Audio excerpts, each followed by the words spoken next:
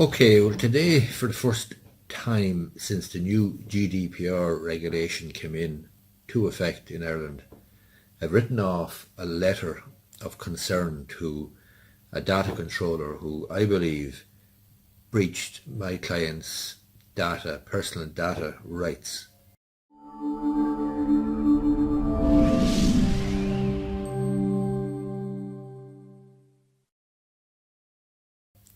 So up to, I think it's the 25th of May 2018, and before the General Data Protection Regulation came into effect in Ireland, this is a European Union, European-wide regulation.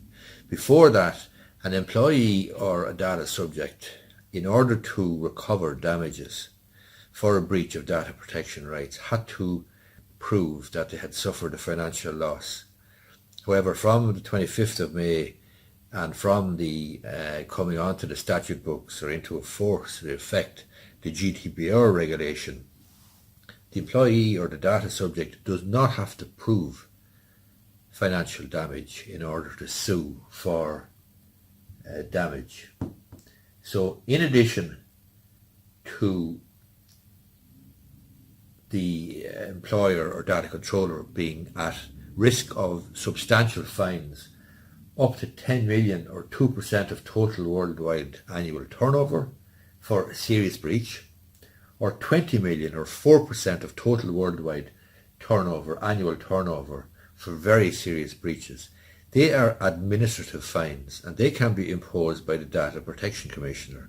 However, in addition to that, it's now open to the data subject to bring a claim to sue essentially for non-material damage arising from the data privacy breach.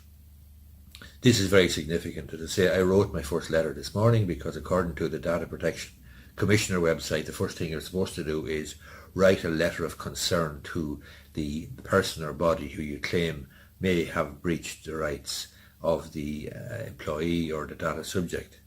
And then, depending on the response that you get, you can then submit a complaint form to the Data Protection Commissioner, and he or she then will perhaps impose an administrative fine on the body. But in addition to that, it's open to my client unless there's a very satisfactory explanation for the breach, or unless there's an exemption there, and I know there isn't, then it's up to my client, and it's open to my client rather, to sue for non-material damage. In other words, the anxiety and stress of the breach of the data privacy rights. This is a new thing since GDPR came into effect, and up to this, my client would have had to prove material damage. That's not the case, but I think this will be interesting to see, because we're going to pursue this to the end and see exactly where we go. But I think we have a sound enough case. But the first step, according to the Data Protection Commissioner website, is firstly to write to the data controller outlining the concern and looking for an explanation. So I will probably make another video afterwards following up on this particular topic.